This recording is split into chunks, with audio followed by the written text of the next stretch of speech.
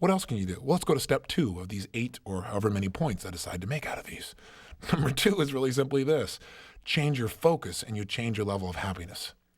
Remember, it's not only your physical body and your beliefs that determine how happy you are, but what are you focusing on? See, right now you could get totally depressed.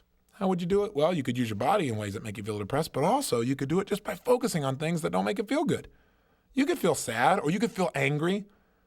Couldn't you think of people that have wronged you in your past?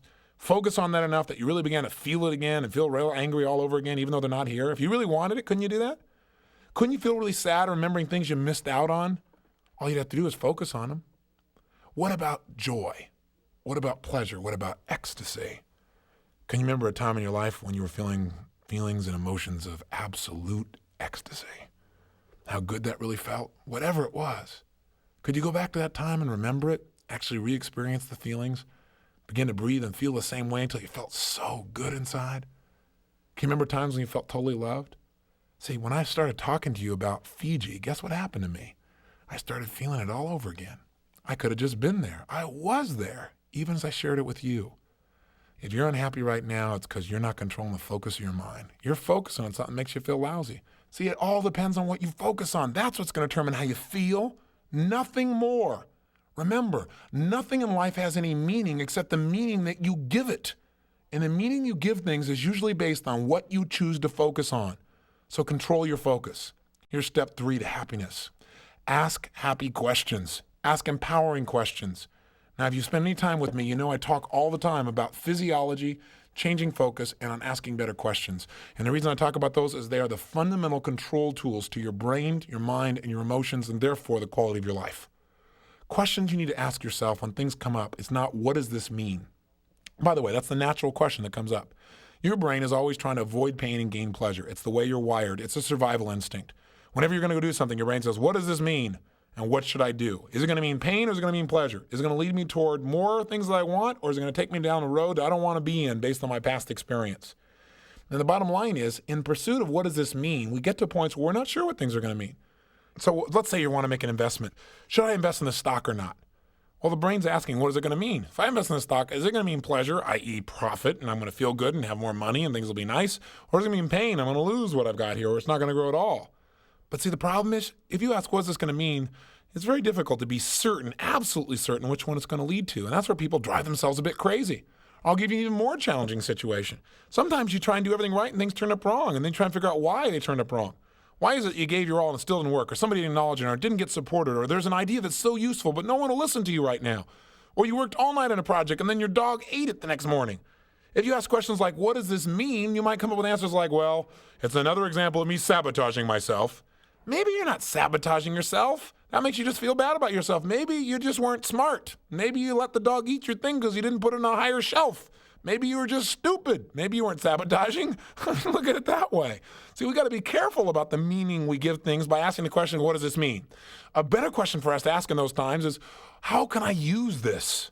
See, if you ask, how can I use this? It's different than what does this mean? You may never know what it means. Hey, I have a friend whose entire body got burned off in a car accident, and then he survived that, only to go through another wonderful experience where he was in an airplane crash and he's paralyzed from the waist down for life. I have another friend that got to live 7.5 years in a POW camp in Vietnam. If they kept asking, what does this mean? They'd drive themselves crazy. Like, why is this happening to me? That's not going to help you. Better question, how can I use this? How is this important in my life? What can I learn from this? These are the kinds of questions that'll make you feel happier, that'll make you feel good in your life, because ask and you shall receive. If you want a better quality of life, if you want more happiness, ask questions that lead you to a place where you feel better about yourself and your environment. I guarantee if you do not feel happy on a regular basis, it's because you've got a set of habitual questions you ask yourself, like, why does this always happen to me? Or why can't I pull this off? And again, if you say, why can't I? Your brain says, ask and you shall receive. Here's why you can't, because you're stupid and you're an idiot and you don't follow through. Because you sabotage. It'll come up with a reason whether it's true or not. So you got to take control of the question-asking process. So what am I really happy about in my life right now would be a good question. Now, if your brain goes, nothing, the next question is, what could I be happy about if I wanted to be happy about something? What am I really enjoying in my life right now? What could I be excited about if I wanted to be excited?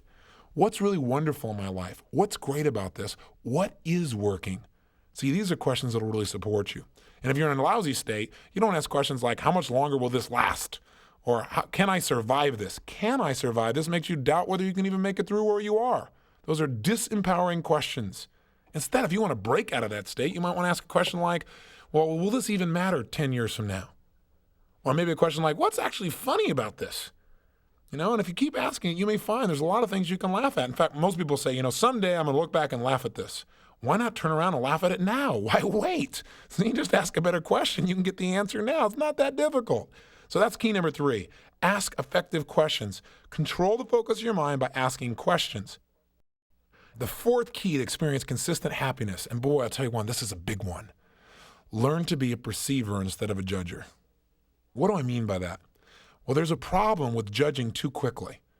And that is when you judge what things mean too quickly, oftentimes you feel pain about things you don't have to feel pain about. For example, have you ever gotten upset about what you thought somebody said, and later on you find out that's not what they said or it's not what they meant?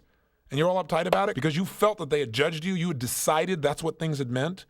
Later on you found out something differently. Or maybe you had an experience like I've had. I felt like somebody was giving me the runaround one day, and everything I tried to accomplish, they seemed to get in my way of accomplishing it. I felt like they were trying to manipulate me. And I was starting to get kind of angry, quite honestly, inside, because like, man, I had judged. These people are just trying to manipulate me. And sure enough, they got me to this place, and we walked in this building, and we turned on the lights, and it was a surprise birthday party. I had judged instead of allowing myself to perceive and wait and see what does this really mean. Sometimes it's useful to reserve judgment till you know more, till you've been exposed to more.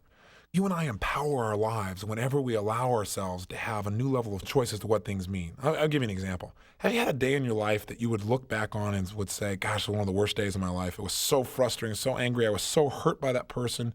Don't we all have some place in our life that if I said, what was the ultimate, most painful experience of your life, you could remember it and go back to it if you really needed to? The question I'd have for you is, if you remembered a time like that, would it be fair to say that as you look back on it now, that the meaning is different than it was back then? That as you look back on it now, you may see, gosh, it was painful, but that pain kind of shaped a part of my life and has made me more sensitive to other people. Maybe you were abused as a child, and that sensitivity now makes you care more deeply for other people. It would make sure that you would never behave the way you were treated, as an example. Or maybe what happened is you had a painful experience in your life at the end. You thought, man, that's the end. But as you look back on it now, it was really the beginning. That the reality is, if you look back on it now, it was so painful, it changed the direction of your life, and it's brought you to the place you are today. My point is, in your life, you're going to have good days and you're going to have bad days. But one thing is for absolutely certain. At the end of the day, you're not going to know which one they really are. Because some days you thought were your worst are going to turn out to be your best. So when you start judging as things being good or bad, soft or hard, the right or the wrong way to do something, maybe there isn't a right or a wrong way 100%. I'm not saying there aren't any rules. I'm just saying maybe we need to soften our view of life a little bit and give ourselves more space to learn and grow. That as we learn more about things, our view may change. But once we lock out that this is it, we stop our growth. See, knowledge is not power. Many times knowledge closes the door. It's like when you're a child, It's like the door is open all the way up. You want to take everything in. But see, as you learn more and more, you begin to close the door more and more and more and more because you become more and more certain that you got the whole thing figured out. See, the thing we've got to discipline ourselves on is saying, hey, this feels right to me. I think I got it handled, and I'm open to learning more. It seems like this is true, but I always want to know that the meaning may change as I learn more about this person or this situation.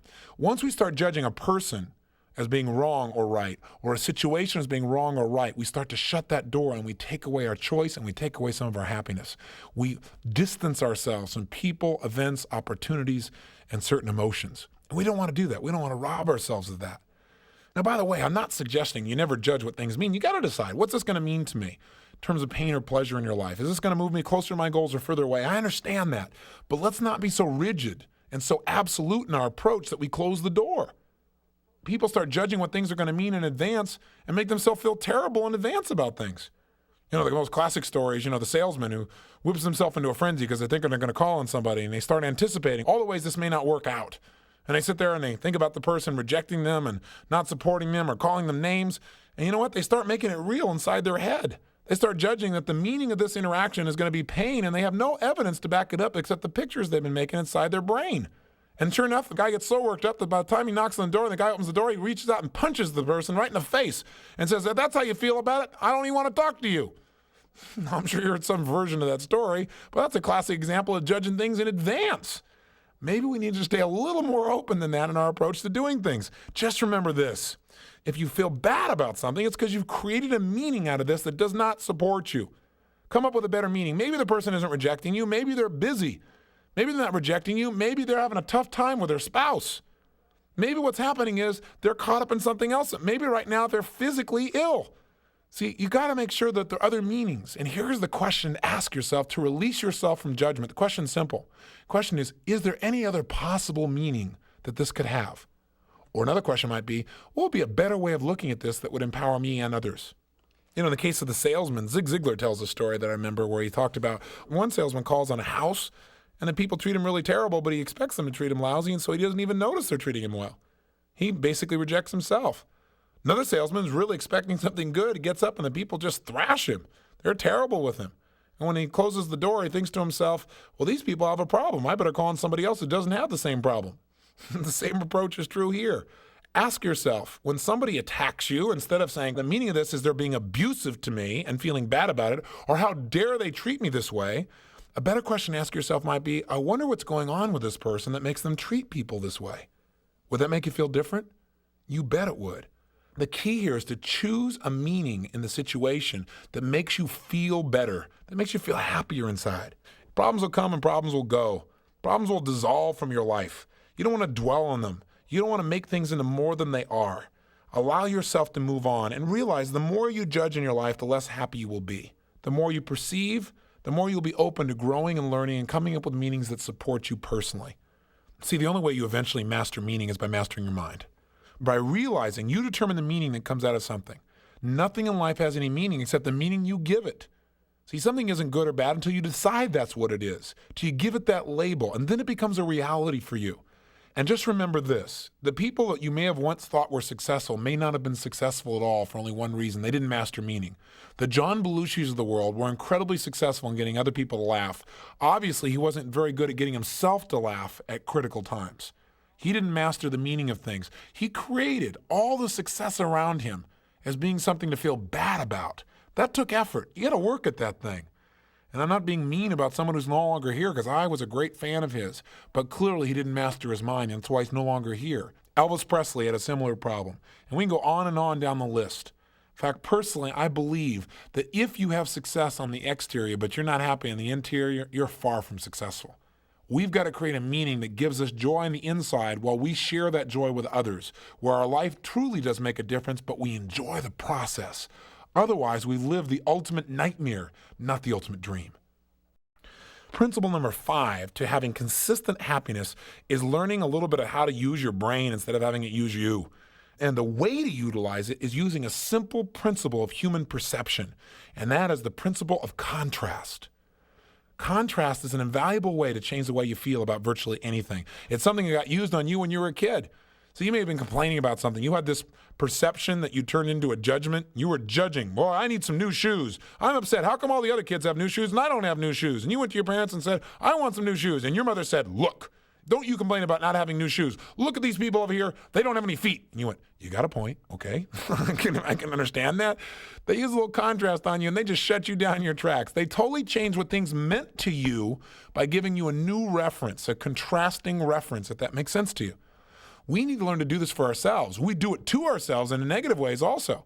I'll never forget one time being on an airplane and this woman was sitting next to me and I was typing away on my computer, cranking out these ideas, and she looked at me, she looked at me again, she looked at me again, and she said, oh my gosh, you're Tony Robbins. I said, well, yes, I am, as a matter of fact, I think. And I kind of teased with her a little bit. She goes, oh my gosh, she goes, I'm so pleased to meet you, and she was just so wonderful to me. She made me feel great. And then I realized I'm feeling great. She isn't making me feel great. I'm using this as a chance to make myself feel great. I could have been feeling great before she said a word to me. I could have been feeling great because the sun was out. I could have been feeling great because I'm alive. But see, what I did is I used this situation to make myself feel great. The point is, she went on and on and told me about how her daughter really needs me. She said, my daughter needs you. She's beautiful. She's perfect. She's brilliant. She's a straight-A student. She just graduated from college, and she just started her own business. She went on and on and on. And I said, then why does she need me? And she said, well, because she feels like a failure. I said, I don't understand. She said, well, it's her brothers. I said, oh, do they harass her? She said, no, they don't harass her. But she said, you know, they both are attorneys. They're top attorneys. They both own their own firms. They're partners in firms in Manhattan. And they both graduated summa cum laude. Now, top of their class. And so now they're super successes by mom standards anyway, and by their own, I guess. I said, but I thought you said your daughter, she's a wonderful person. She's outstanding and she's brilliant and she's beautiful and she's close and she's emotional and supportive and all those wonderful things. She goes, yeah, but compared to her brother, she feels like a failure. And I thought, isn't that interesting? Isn't it interesting how we can, with our little thing called our brain, undisciplined, unconditioned, without perfecting our mind, how we can actually destroy our own selves, how we can make ourselves feel bad when we should be feeling good. Now I can tell you that was her problem, but I got to tell you, I've been guilty of it too. And haven't you? Haven't you compared yourself to something or someone else and made yourself feel bad when you should have been feeling good? I remember when my first book came out, Unlimited Power. I was so excited and I had such high hopes for it. I wanted to do so many things. And I kind of forgot what my hopes were. My hopes were to have it be a bestseller so I could reach people. But as soon as I achieved that, I had bigger hopes. I wanted to sell 1 million copies and reach all these people in the world. And you know what? The first edition only reached 250,000 people.